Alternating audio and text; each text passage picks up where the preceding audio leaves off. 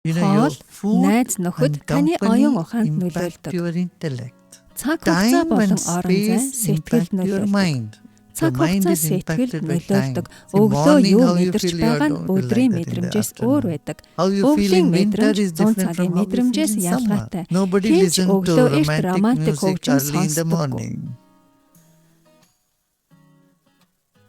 Өөр газруудад ялгаатай мэдрэмж мэдрэгддэг. Герман аашранд ирмэгц сайхан мэдрэмж төрдөг анзаарсан.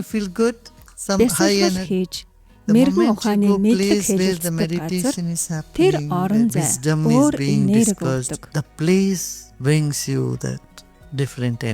Энергийг өөрчилж сэтгэл нөлөөлдөг. Үүний адилаар хоол болон найз нөхөр оюун ухаанд нөлөөлдөг. Энэ ухаантай хүнээс эсвэл эсрэг хүнээс нь юу иддэг вэ гэж асуудаг. Эсвэл ээж тань ямар хоол өгдөг вэ гэдэг. Хамт суугаа найзтай мөн нөлөөлнө. Эерэг сэтгэлгээтэй хүнтэй хамт байхад та маш эерэг болдог.